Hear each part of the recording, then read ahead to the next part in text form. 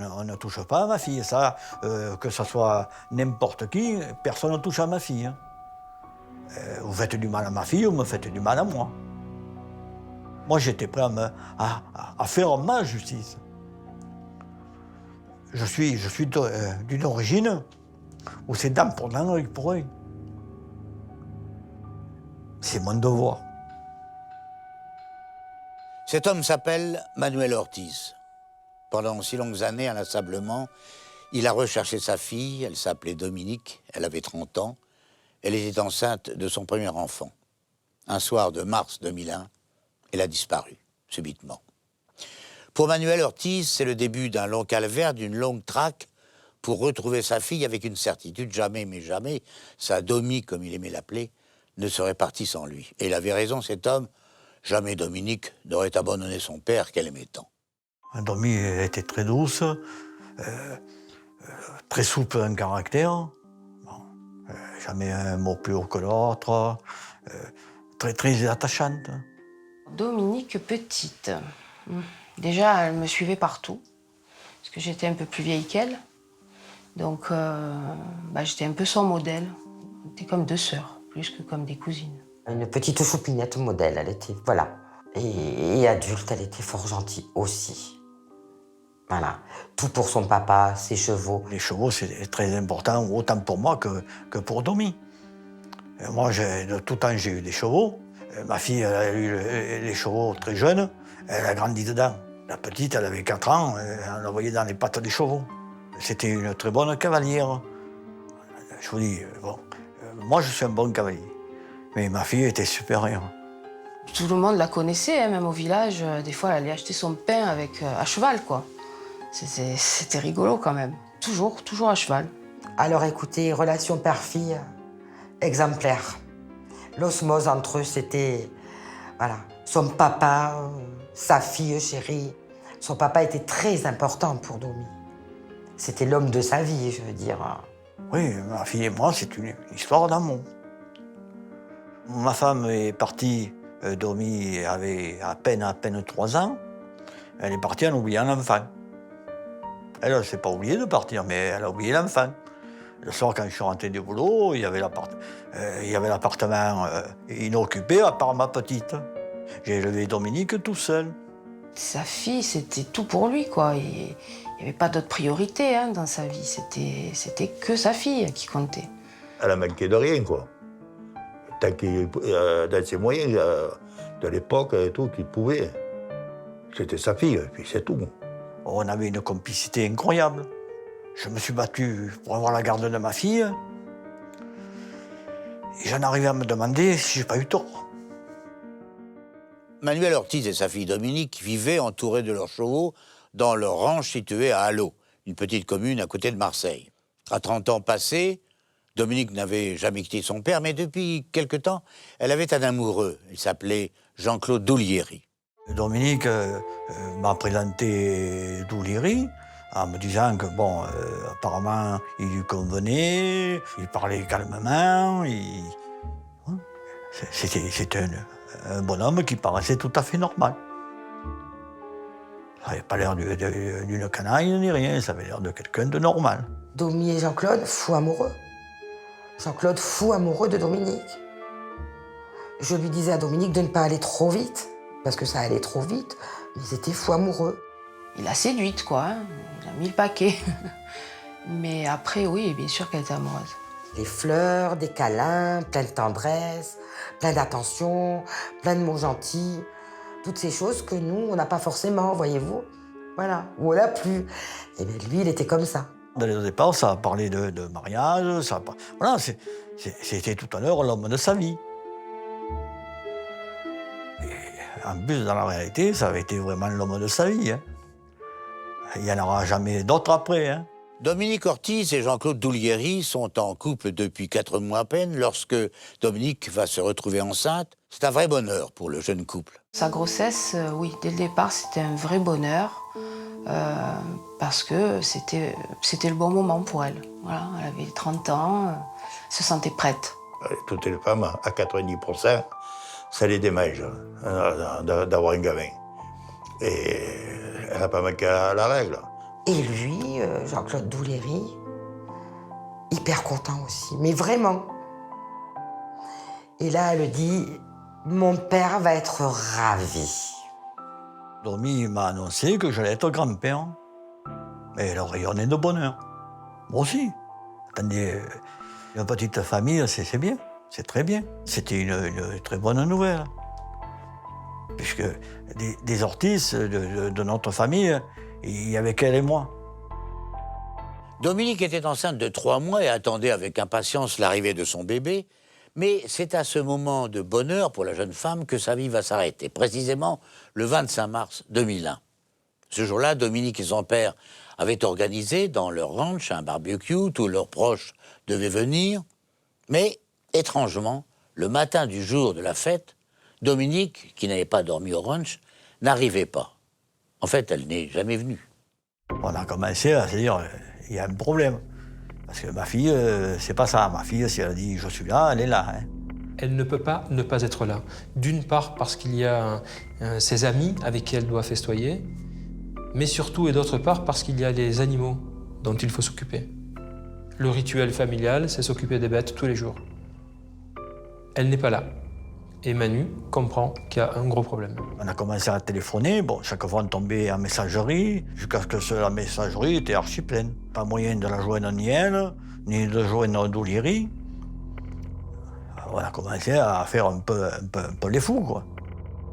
Moi, j'ai compris de suite. Hein. J'ai dit, là, c'est pas normal. Dès le départ, on a dit qu'il y avait un problème. On ne s'imaginait pas que le problème était si important que ça. À ce moment-là, par une sorte de sixième sens, tout de suite, Manuel Ortiz se rend compte de la gravité de la situation et se précipite à la gendarmerie. Je suis arrivé, je dis voilà, je suis inquiet, ma fille a disparu. Bon, et de suite, ils se sont intéressés à moi, mais de suite. Il m'a dit, bon, s'appelle comment? J'ai dit, Dominique Ortiz. Quel âge elle a? Et ben, elle a 30 ans. 30 ans. Et il a refermé le machin. Il m'a dit, elle peut faire ce qu'elle veut. Hein. Elle n'a pas à vous informer de ce qu'elle fait. Elle ne serait pas partie sur le coup de tête, ça, c'est pas vrai, c'était pas son genre.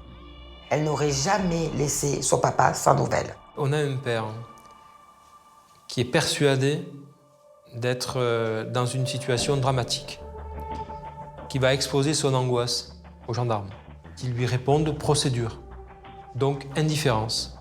Circuler, il n'y a rien à voir. C'est quelque part le cœur d'un père qui s'adresse à un code de procédure pénale, quoi. Il y a nécessairement une incompréhension. Et on perd un temps précieux. Moi, je ne demandais pas comment on l'amène à point pied lié. Hein. Elle va bien.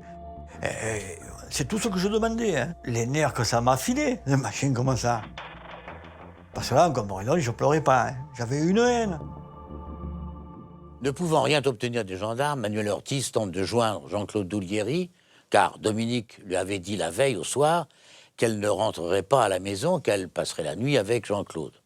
Mais elle avait ajouté qu'elle rentrerait au ranch dès le matin pour préparer le fameux barbecue. Donc, Jean-Claude devait bien savoir où se trouvait Dominique. Je ne suis pas arrivé à joindre Douléry. Il a refusé totalement mes appels, jusqu'à ce qu'il éteigne carrément son téléphone. À moi, il ne me répondait pas. Mais il n'y a qu'à moi qui me zappait. Il n'a pas de nouvelles. Donc j'ai dit, ben, j'appelle Jean-Claude. Je lui dis, mais où tu étais hier soir? Et il me dit, nous étions à l'hôtel. Il dit qu'il a passé la nuit avec Domi et que le matin, en fin de matinée, il a déposé au métro de la Rose. Parce qu'elle avait envie de faire des courses. Je dis, mais elle ne fait pas des courses en ville. Elle ne va jamais en ville. Elle déteste la ville, Dominique. Et encore bien plus le métro. C'est un dimanche au métro de la Rose, il n'y a pas de magasin. Il y a 2 ou 3 petites boutiques dans le truc du métro. Mais le dimanche, elles font comme tout le monde, elles ferment. Il dit clairement, et nous le comprenons ainsi, que c'est la dernière personne de l'entourage de Dominique Ortiz à l'avoir vu. Et c'est effectivement le dernier à avoir vu cette jeune femme. C'est pour ça que je me suis dit, il y a un problème et lui, il est dans le problème. Manuel Ortiz veut absolument avoir des explications avec Jean-Claude Douléry, mais le jeune homme semble fuir. Alors Manuel Ortiz va avoir une idée. J'ai monté plus ou moins un traquenard. j'ai demandé à Liliane, comme ils étaient bien copains ensemble, j'ai demandé d'arriver à le faire revenir chez elle. À ce moment-là, j'appelle Jean-Claude et je lui dis de monter chez moi. Mais je ne lui dis pas que Manu serait chez moi, puisqu'il refusait de parler à Manu. Donc Manu est arrivé, je l'ai fait monter à l'étage, et lui, quand il est arrivé, ne sachant pas qu'il y ait Manu dans la maison, je lui pose des questions. Jean-Claude ne me regarde jamais dans les yeux, il a toujours la tête baissée. Il regarde à droite, il regarde à gauche. Mais vous arrêtez, vous me prenez pourquoi? Vous croyez quoi? Que j'ai fait mal à Dominique? Quand même, on va avoir un petit... Il ment, il tourne, il est plus dans son état normal. Mais j'étais dans la cage d'escalier, j'entendais comme si j'étais sur place. Hein. Liliane l'a baratiné pour qu'il aille à la gendarmerie, en lui expliquant que moi je faisais le fou, je cherchais ma fille de partout. Bon, lui, rien. Ma fille entend son enfant, on ne sait pas où elle est, on ne sait pas ce qui se passe ni rien. Et Doulieri, il est bien tranquille, il fait sa petite vie, il ne veut pas en entendre parler, il a zappé totalement. Moi, je suis très famille. De voir la réaction de Doulieri, mais ça m'a rendu fou de colère, À ce moment-là, Manu descend donc des escaliers. Il arrive, donc il regarde Manu, il baisse la tête, pris de frayeur. Il tremble. Il a très peur. Il dit, attends, toi c'est ton copain, moi je suis son père, on va aller ensemble à la gendarmerie. Et il a totalement refusé d'aller à la gendarmerie. Lui, il n'allait pas aux flics. Et j'ai simplement dit, tu vas y aller. Ou allongé, ou debout, mais tu vas aller aux gendarmes. Ça, il n'y a pas de problème. J'ai même fait plus que le menacer. J'ai commencé à agir. Mais, je l'ai menacé avec une arme. Hein. Manu sort le pétard, lui met sur la tête et lui dit « Maintenant, tu vas dire qu'est-ce qui est arrivé à ma fille ?» Là, il est pris de panique, mais vraiment, grosse panique. Il est parti, il a sauté la table, on aurait dit... Bien qu'il avait 30 ans passés, on aurait dit une gazelle. Hein. Et je ne suis pas arrivé à le rattraper. Doulieri va se précipiter à la gendarmerie pour porter plainte contre Manuel Ortiz. Les gendarmes se rendent à l'Euroranch, mais là, ils s'aperçoivent que l'arme était en réalité en plastique. Aucune poursuite donc contre Manuel Ortiz. En revanche, cette fois-ci, les gendarmes se montrent plus attentifs aux craintes de ce père sur la disparition de sa fille, et à leur tour, ils vont s'intéresser à Jean-Claude Doulieri. La gendarmerie commence à réagir. Et à partir du moment où elle réagit, les bons réflexes se mettent en place. On commence à contrôler un certain nombre de choses. Et là, tout de suite, des anomalies apparaissent. Doulieri, il prétendait être amoureux. N'empêche qu'à la disparition de ma fille, 15 jours après, il était en ménage avec une fille. Un gars qui n'a pas de cœur. Il s'en fout complètement. Il s'en fout du désarroi de mon oncle. Même pas tu la cherches avec nous. J'ai pas fait semblant, moi. Mais le mec, il est même pas intelligent, quoi. Il a même pas fait semblant. C'est incroyable. Il ne s'en inquiète pas, mais ce qu'il y a de surprenant, c'est qu'il pourrait ne pas s'inquiéter de la disparition de son amour, d'une femme qu'il aime ou qu'il aimerait peut-être plus. Mais par contre, il est un père en devenir. Et ce père en devenir ne s'interroge pas de savoir où est son enfant.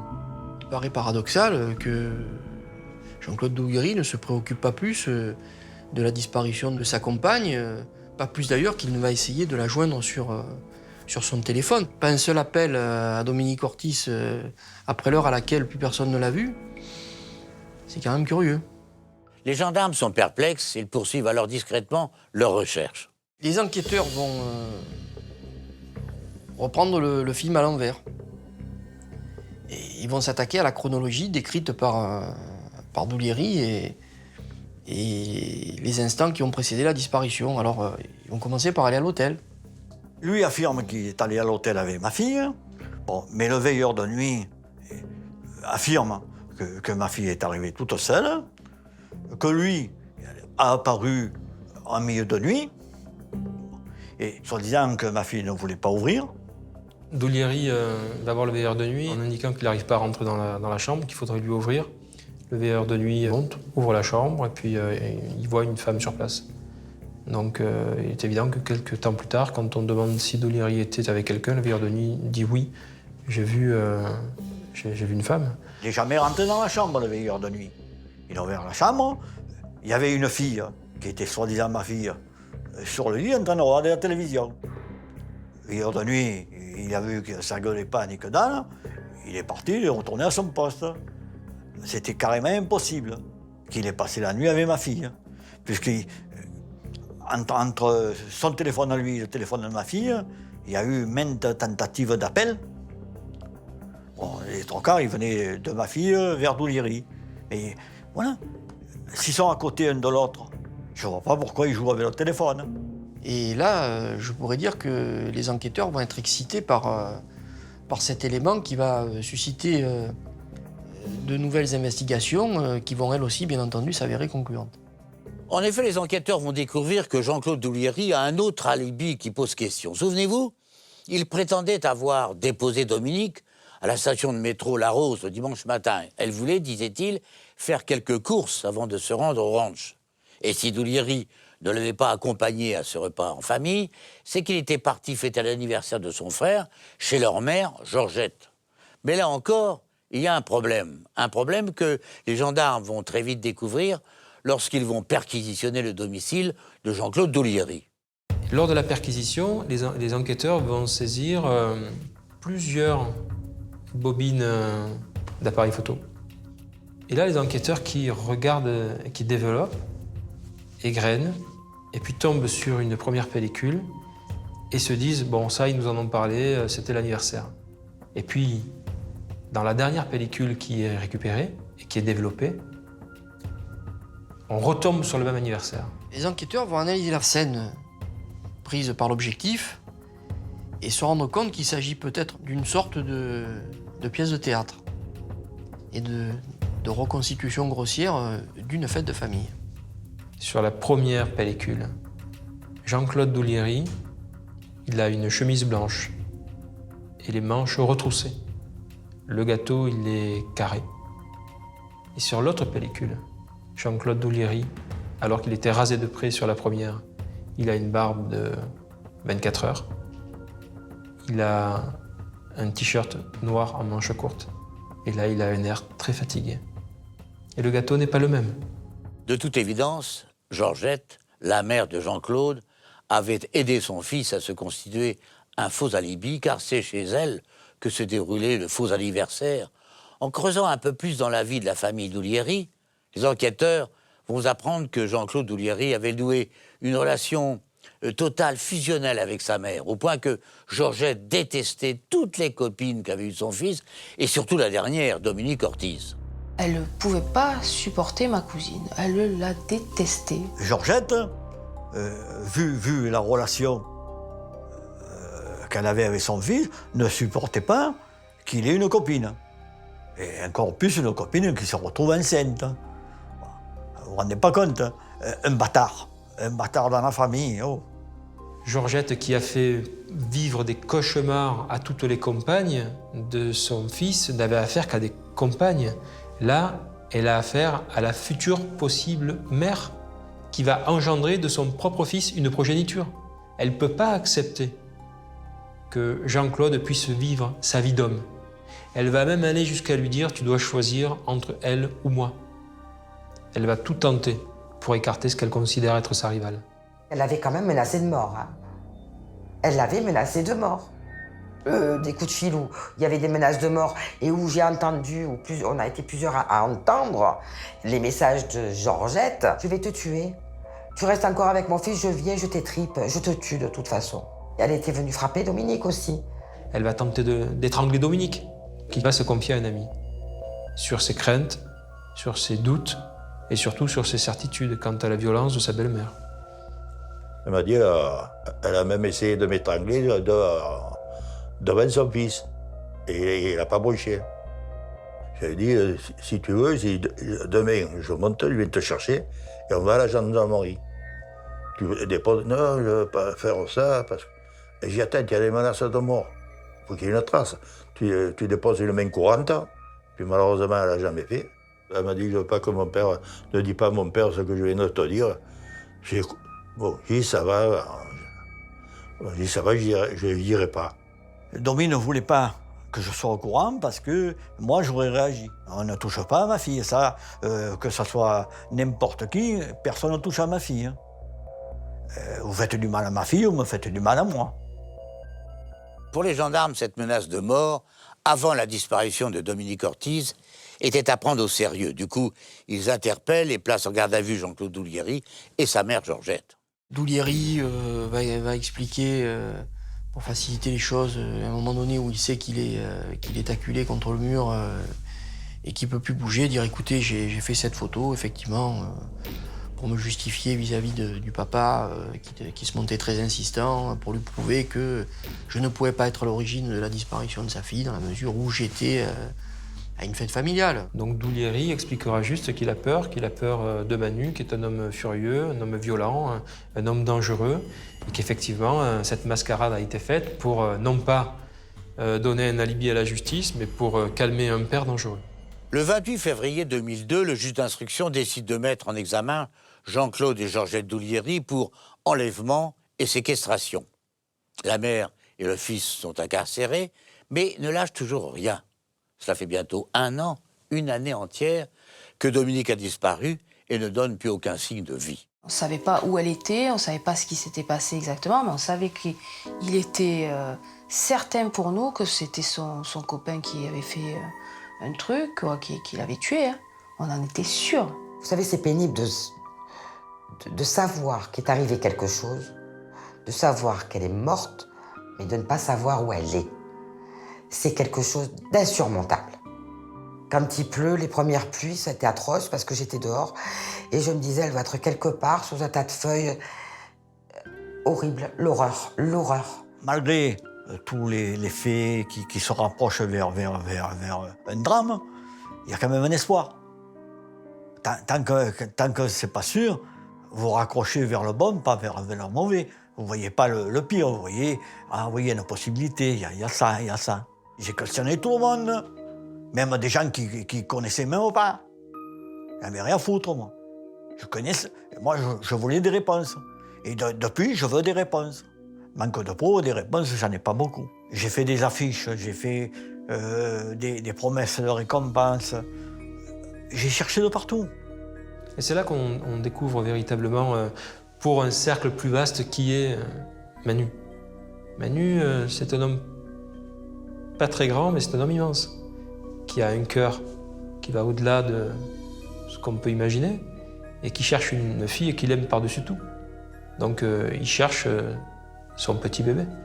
Une fois, j'étais là, dans Marseille, là, au niveau de l'Orichan, hein, j'ai vu une tête un peu rouquine, j'ai tiré le frein à main, un peu. C'était pas elle.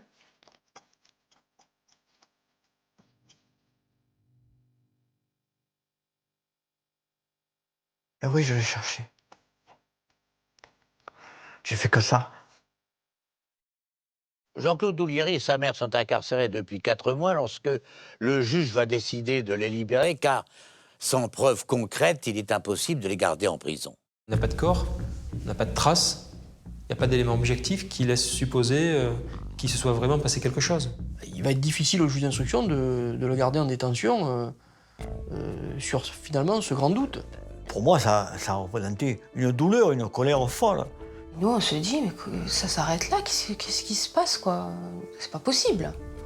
On peut pas laisser sortir des gens comme ça, c'est des assassins. Mais on a l'intime conviction d'un juge qui sait qu'un jour, Doulieri va recommencer et qu'il se fera attraper. On attend. On attend qu'il fasse une erreur. Moi, j'étais prêt à faire ma justice. Je suis d'une origine où c'est dent pour dent, œil pour œil. Le chef d'enquête, parce qu'il était parfaitement au courant, il réalisait parfaitement le danger que je pouvais représenter. Il m'a bien expliqué gentiment et tout. Et si tu te trompes, que tu t'occupes d'un innocent, qui c'est qui va être le plus coupable? Alors j'ai dit oui. Et il m'a bien dit, s'il n'est plus là, qui c'est qui va nous donner la solution? Ça m'a calmé. Ça m'a fait patienter. En fait, ce qui a facilité la libération de Jean-Claude Doulieri, c'est qu'il avait une promesse d'embauche. Il sort de prison avec un document qui est une promesse d'embauche. En fait, il a contacté René Faure, qui est l'un des fils d'une famille d'entrepreneurs du bâtiment très honorablement connue sur Château-Gombert. La famille Faure, c'est des bâtisseurs. Ces bâtisseurs, c'est le père qui travaille avec ses 3 enfants. Lorsque Jean-Claude Duléry est sorti de prison après 4 ou 5 mois, je crois qu'il avait fait, je l'ai repris en activité, puisqu'il était déjà au sein de l'entreprise.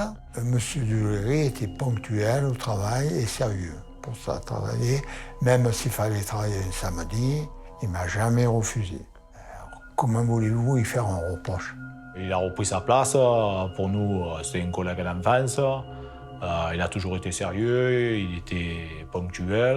Mes frères lui faisaient confiance, mon papa lui faisait confiance, donc je dis, écoutez, reprenez-le, hein, si vous êtes sûr. C'est vrai qu'on lui aurait donné le bon Dieu sans confession. Hein. Et quelque part, là, on ouvre la porte de la bergerie au loup.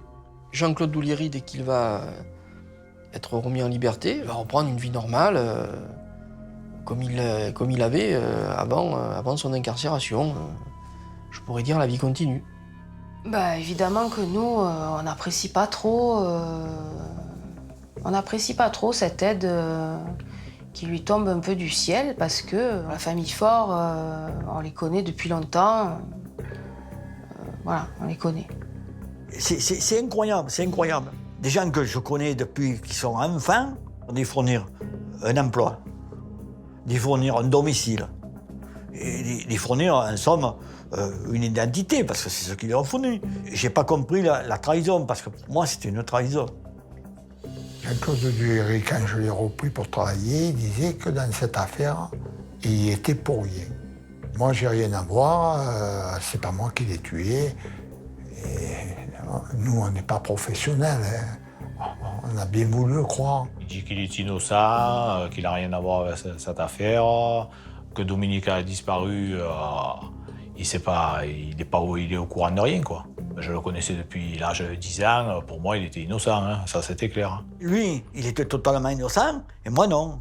Moi, il m'avait vu vivre, il me connaissait. Moi non. Moi, hop, de côté. Le méchant de l'histoire, c'était moi, qui gênait tout le monde, qui faisait du scandale, en somme, je faisais du scandale. Que je veuille savoir ce qui arrive à ma fille ou un truc comme ça. Pour eux, ça représentait un scandale. Petit à petit, Jean-Claude Duléry va trouver, apparemment, dans la famille Faure, une vraie cohésion familiale, une chaleur humaine qu'il ne connaissait pas dans sa propre famille. Il va se recréer un univers familial qu'il a cette fois-ci choisi. Et il va s'épanouir au sein de la famille de Robert Faure. Cette famille le trouve, je crois, à cette époque fascinant, et l'intègre comme l'un de leurs. Il était invité à Noël, il était invité au mariage, il était invité aux anniversaires, il était invité de partout. C'était le fils de la famille. C'est mes enfants qui l'invitaient, puisque c'était leur ami à eux. C'est ça qui était au mariage, au baptême, au truc comme ça. Faites famille. Parce qu'en plus, il trompe bien son monde. Vous le voyez comme ça, on dirait un ange. Il était bienveillant, je vous dis, pour Noël ou au premier de l'an, il venait nous présenter ses vœux et porter un cadeau à ma femme, ou même à moi. Toute la famille avait confiance à Jean-Claude, hein, il n'y avait pas de souci. Pendant que Jean-Claude Duléry se reconstruisait ainsi une petite vie bien tranquille, Manuel Ortiz, lui, taraudé de douleur, sombrait complètement. Les moments les plus douloureux, il n'y en a pas. C'est chaque fois que vous êtes réveillé, c'est douloureux. J'étais dépressif à fond de cale. J'étais vraiment mal. J'ai picolé. Ça, il n'y a pas de problème. Je me suis mis minable, souvent. Mon oncle, il vit une descente aux enfers. Il ne dort plus du tout. C'est l'enfer sur Terre, jusqu'à se dire je vais me flinguer, quoi. Je pense qu'il aurait été seul et il serait plus que nous. Il y avait des copains qui passaient et tout, pour lui remonter le moral. Un peu près, il a failli perdre la tronche. Bon, après, il n'y a qu'une solution. Hein. Vous prenez ce qu'il faut pour être comme un zombie, mais au moins, ça vous stabilise. Rapidement, je me suis retrouvé en train de prendre des trucs, de voir le médecin pour les fadas, et voilà. Manu était en grosse souffrance. Et c'est très dur de voir souffrir quelqu'un qu'on adore. Finalement, je me suis stabilisé. J'ai remonté la pente. Il y a la douleur, mais je suis arrivé parce que je me suis dit, si je ne suis plus là, qui c'est qui va s'en occuper de tout ça? Qui c'est qui va demander des réponses? Qui c'est qui va s'occuper de tout ça? Douliery, lui, en revanche, ne s'inquiétait toujours pas de savoir ce qu'était devenu sa compagne, Dominique, et surtout son enfant.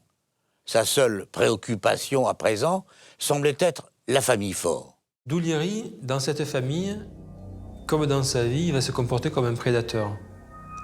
C'est-à-dire que le prédateur, il choisit toujours l'animal le plus faible, celui qui demandera le moins d'efforts. Et dans la fratrie, le plus faible, c'est Jean-Pierre Faure. Jean-Pierre, c'est vrai qu'il était très gentil, très serviable, mais il se laissait manipuler. Mais moi, je trouve qu'il est trop bognasse. La dernière personne qui avait parlé, c'est celle qui avait raison. Il était bognasse. N'importe quoi qu'on lui demandait, il était là. Que ce soit pour des travaux, que ce soit pour vous mener quelque part, il était toujours là, il était toujours dispo. C'était moi, le mec. Marié à une femme qu'on considère comme la princesse de la famille, qui est un peu excentrique, qui est considérée comme jolie, séduisante, qui a le verbe haut. Pour moi, Béatrice, c'était pas une...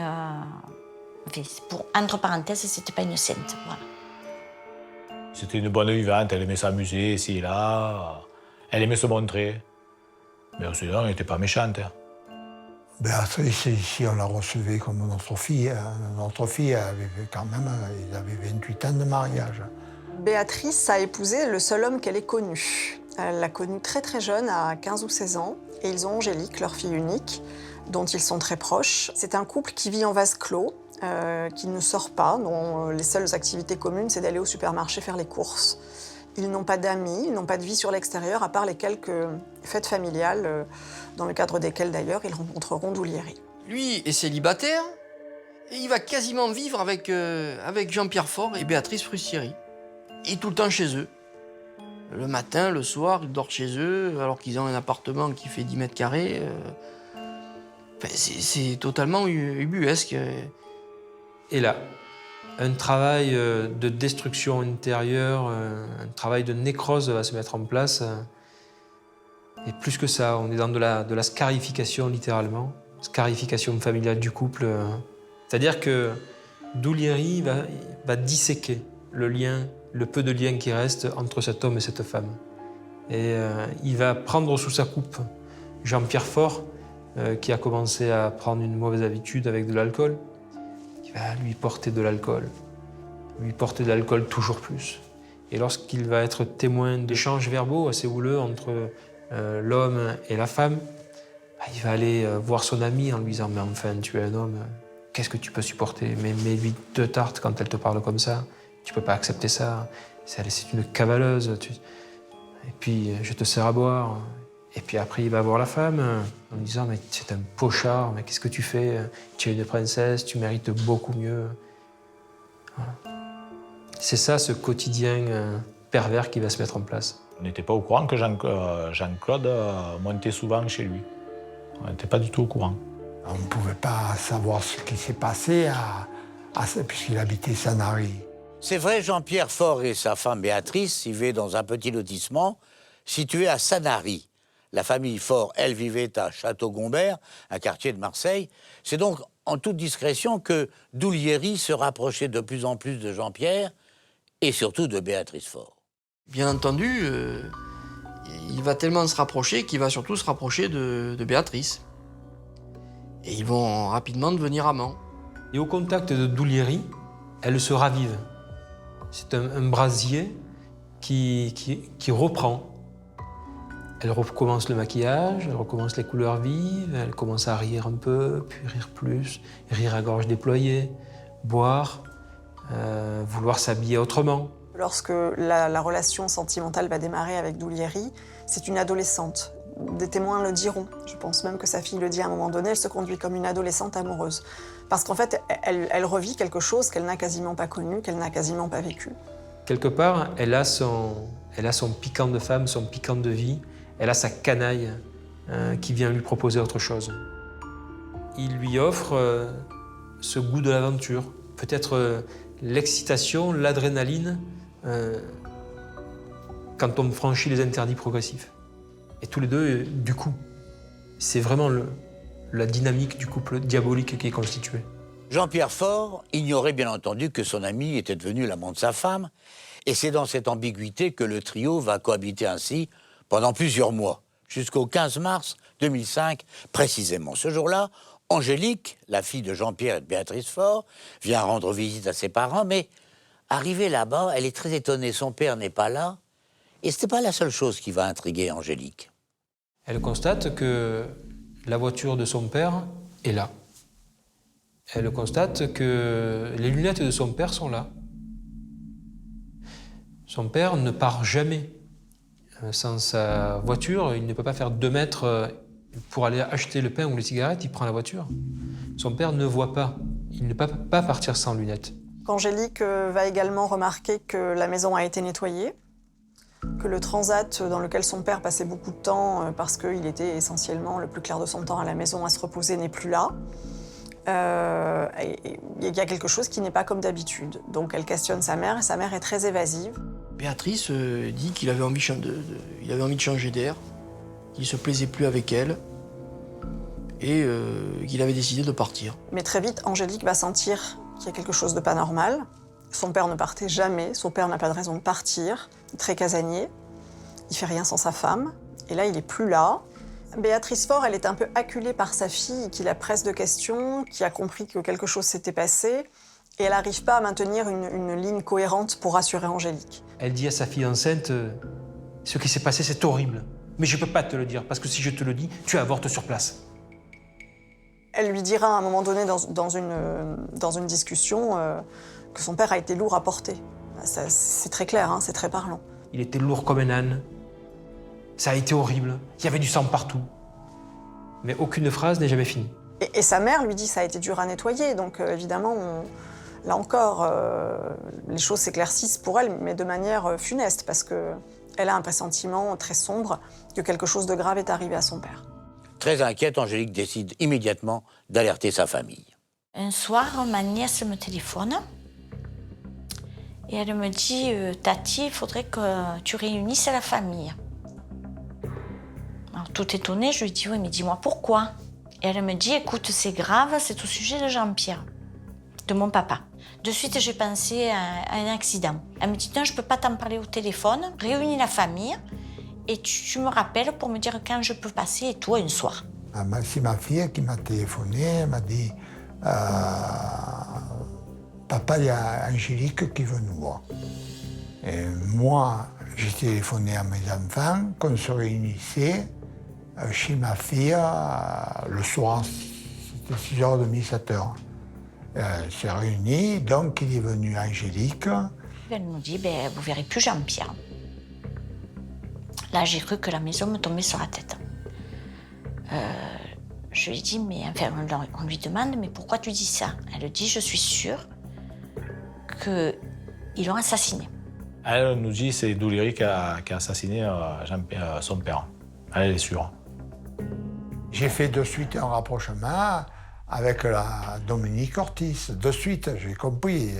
J'ai dit, si Jean-Pierre, on me parle de Douléry, tout ça, sûr qu'il y a quelque chose avec Douléry. Ça a été le déclic. On s'est dit, oui, il a fait. Il a fait pareil pour Dominique. Et donc, moi, de suite, c'est là que j'ai dit, il faut descendre à la gendarmerie de Plombières parce qu'il s'était occupé de l'affaire de M. Ortiz. Je crois que les enquêteurs percutent, si vous me passez l'expression, tout de suite.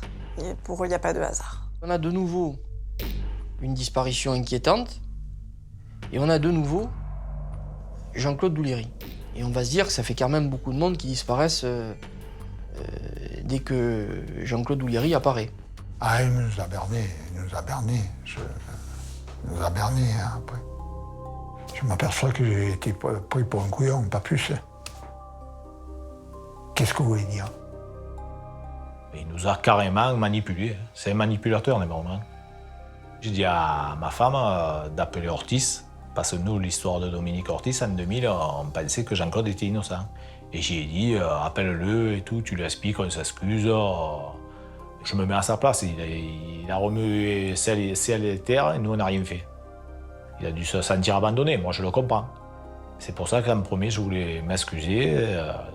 J'ai accepté les excuses. Je suis quand même obligé d'être allié à eux. À ce moment-là, on a exactement le même drame. Moi j'ai ma fille, eux, ils ont leur fils. Ils ont leur fils. Et c'est sans doute encore plus épouvantable, puisque dans leur drame à eux, il y a la belle fille. Nous, on voulait monter à Marseille, à Sanary, pour avoir des explications de ma belle-sœur, ce qui s'était passé ici et là. Et c'est la gendarmerie qui a dit non, ne faites rien, on va les mettre sur écoute. On va les surveiller. Voilà. Et c'est par là qu'est commencée l'enquête. Les gendarmes vont donc placer Jean-Claude Doulieri et Béatrice Faure sur écoute. Leurs conversations sont stupéfiantes. Allô, mon chéri? C'est toi? Et on entend une voix beaucoup plus caverneuse. Oui, c'est moi.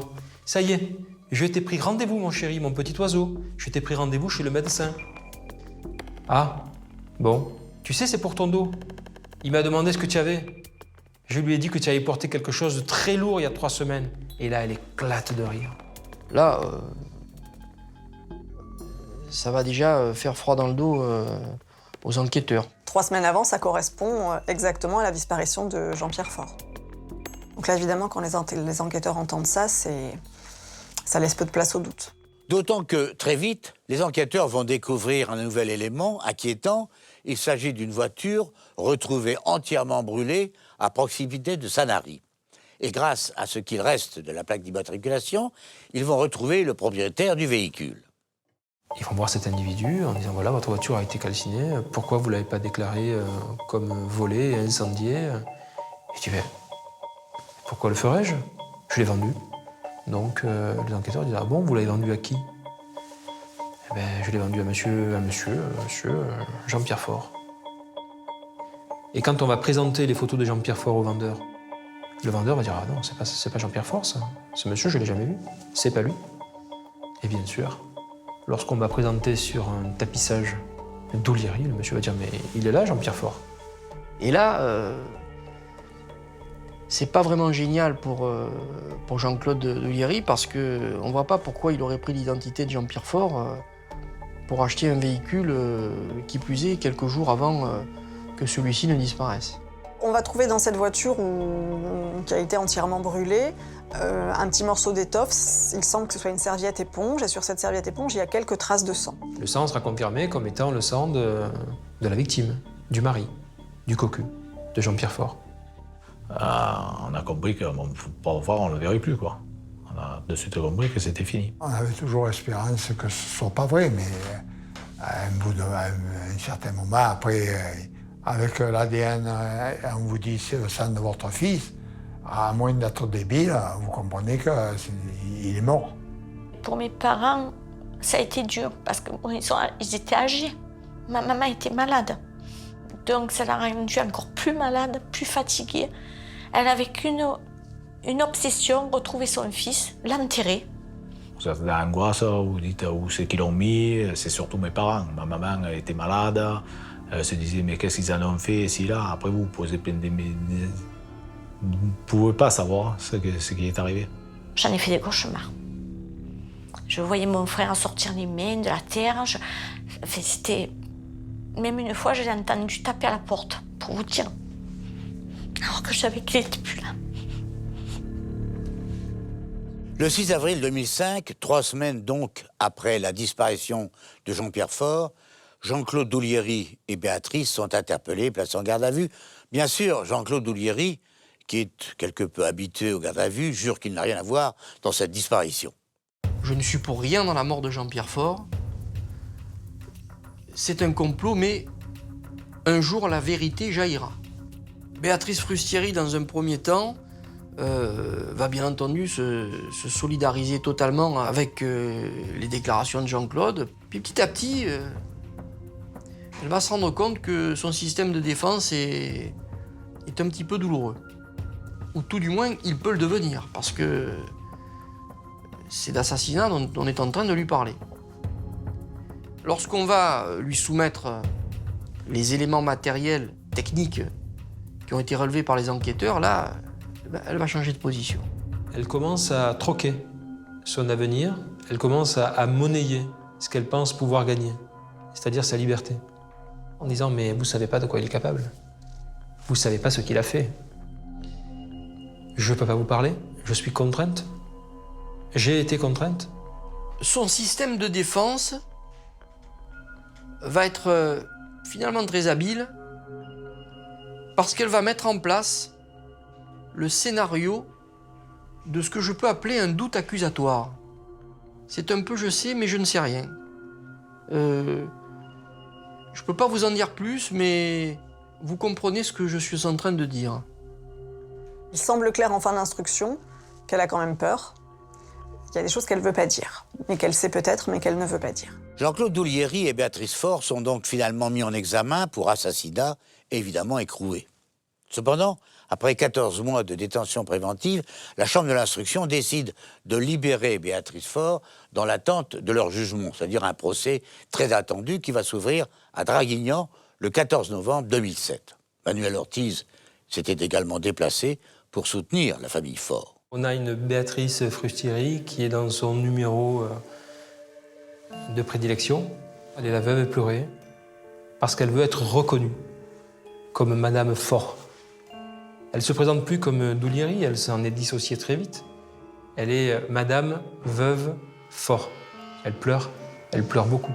Et elle va faire son coup de théâtre. Elle a quelque chose à révéler. Le président va lui dire, Madame Frustieri, je crois que vous avez des révélations, vous avez quelque chose à nous dire, vous avez des révélations à nous faire avant que le procès ne s'ouvre officiellement, je vous écoute. Et elle va venir à la barre et dire, oui, j'ai pas dit toute la vérité, je sais où est mon mari, je sais où est son cadavre, et je pense que si on le trouve, on trouvera aussi le cadavre de Dominique Ortiz. Cette révélation spectaculaire, orchestrée par Béatrice Frustieri, va surprendre tout le monde. Sur le coup, même si ça m'a filé un espoir, parce que c'est vrai, ça m'a... J'ai dit, enfin, on va savoir, et tout. Je doutais. Ah, moi, j'y crois. Moi, j'y crois parce que... pourquoi elle aurait inventé ça? Moi, j'ai dit, bon, en espérant, parce que quand elle a révélé où étaient les corps, il s'est passé carrément du temps. J'ai dit, en espérant qu'on retrouve quelque chose. Immédiatement après ces aveux effroyables, le président de la cour d'assises fait rarissime. Suspend l'audience et demande un supplément d'information. Béatrice est donc interrogée dans les bureaux d'un juge d'instruction, aussitôt désigné. Là, elle va raconter ce qui est arrivé à son mari 33 mois plus tôt. Ce soir-là, dit-elle, elle était tranquillement chez sa mère, qui est également sa voisine, lorsque soudain, elle aurait entendu une bagarre éclater chez elle. Elle va entendre des bruits de lutte. Elle précisera que pour pas que non plus que sa mère s'inquiète parce que sa maman est âgée, elle montera le son de la télé parce qu'il y a beaucoup de bruit. Cette bagarre, des cris, des chocs sourds. Et lorsqu'elle va rentrer chez elle, elle va trouver son mari mort dans une tache de sang. Et à côté de lui, Jean-Claude Doulieri, un couteau à la main. Là, elle va expliquer que, bien entendu, il est hors de question alors d'appeler, bien entendu, et les secours, et encore moins la gendarmerie. Alors, eh bien, écoutez, on va se débarrasser du corps. Et là, elle va aider Jean-Claude Doulieri à traîner le corps, le transporter dans le véhicule, aller sur les crêtes de Cassis. Ils ont jeté au passage à l'allée l'arme très près du domicile, dans la baie de Sanary-Bandol, là au-dessus de la plage. Ils vont partir par la nationale parce qu'il fait nuit et qu'ils ne prennent pas le risque de prendre l'autoroute, ils ne mettent pas les phares pour justement être le plus discret possible. Et Doulieri va lui dire là où on va, on ne le retrouvera pas.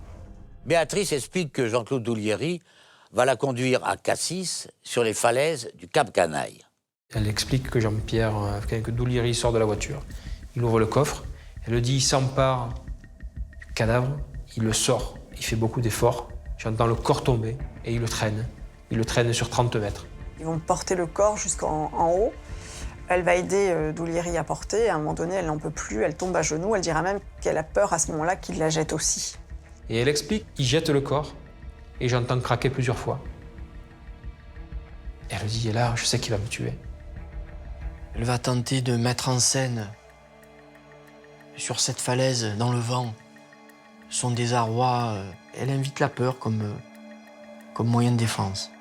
Et ma belle-sœur, elle était très manipulatrice. Donc je suis sûre, pour moi, c'est une évidence. Lui a fait l'acte, mais c'est elle qui l'a manipulé.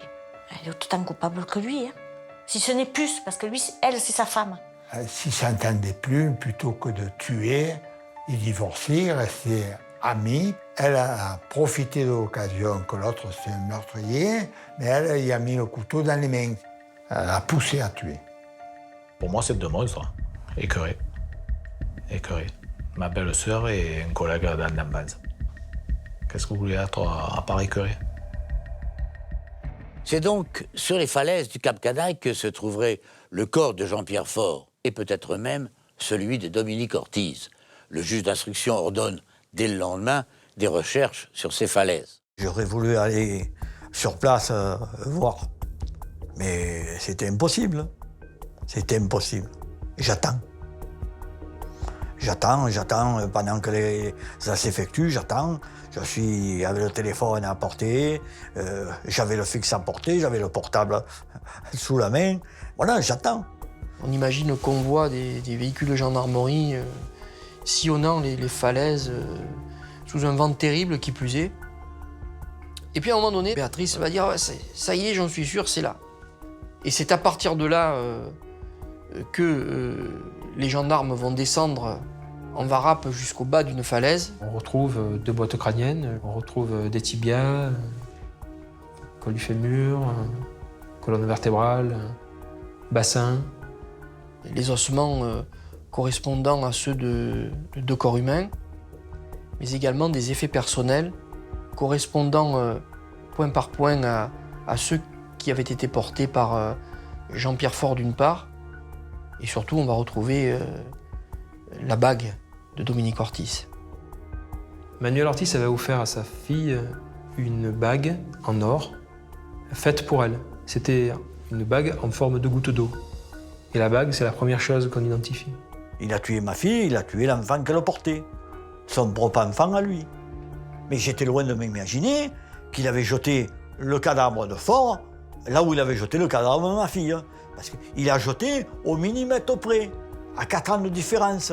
Les deux dépouilles étaient tellement mélangées qu'il a fallu faire des expertises ADN et tout ça pour rendre compte que ça c'est là, ça c'est là. On a été bien contents pour avoir et le squelette de Domi et le squelette de mon fils. On a été contents. Au moins on pouvait faire notre deuil en l'enterrant. On pourra l'enterrer. Parce que là, bon, pour moi, il irait. Voilà. Je suis catholique, donc il reposait pas en paix. Ils l'ont jeté comme si c'était une poubelle. Hein. Ils l'ont jeté comme si c'était une poubelle. Le mec, il a jeté sa femme, c'est presque sa femme, hein, il parlait de mariage, elle est enceinte. Comment on peut assassiner quelqu'un qui porte la vie et en plus ton enfant, quoi. J'arrive même pas à imaginer, mais ça devait être horrible. Elle a dû avoir tellement peur, la pauvre. Ma fille a passé 6 années comme ça, en train de se faire bouffer par les gabiens, par les corbeaux et par toutes les bestioles possibles. Pendant ce temps, lui, il vivait bien tranquille et tout. Il avait complètement zappé ma fille. Hein. Mais moi, je ne l'ai pas zappé. Hein. Je ne l'ai pas zappé. Je serai toujours derrière lui. Toujours. C'est mon devoir. Le procès de Jean-Claude Doulieri et de Béatrice Faure, qui avait été interrompu, a repris le 15 septembre 2008. Ils étaient donc jugés pour l'assassinat de Jean-Pierre Faure. Jean-Claude Doulieri, criera bien sûr au complot. Béatrice, elle, jouera toujours la veuve éplorée. Jean-Claude Douliery sera condamné à la réclusion criminelle à perpétuité. Béatrice à 20 ans de réclusion criminelle. 16 mois plus tard, le 3 février 2010, Douliery, lui seul, comparaissait devant la cour d'assises d'Aix-en-Provence pour cette fois l'assassinat de Dominique Ortiz.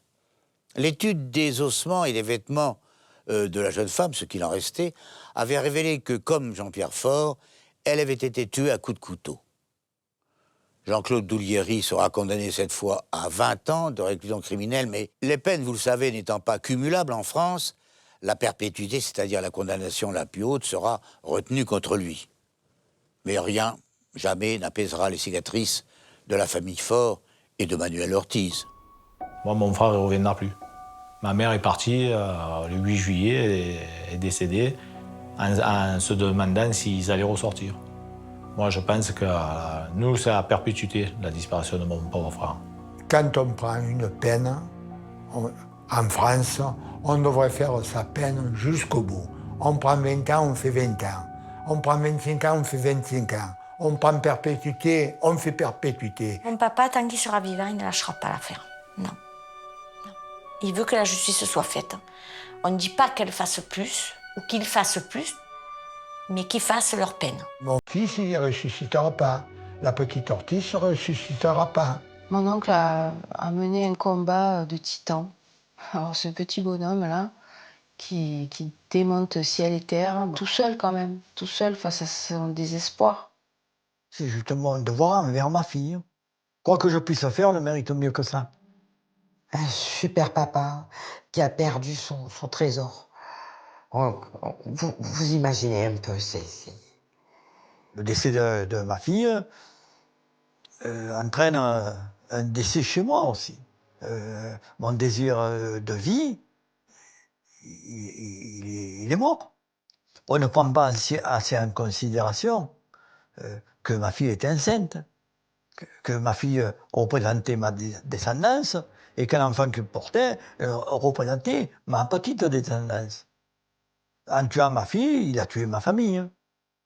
Le drame, je ne peux pas m'en remettre. Tant d'amour, comment enlever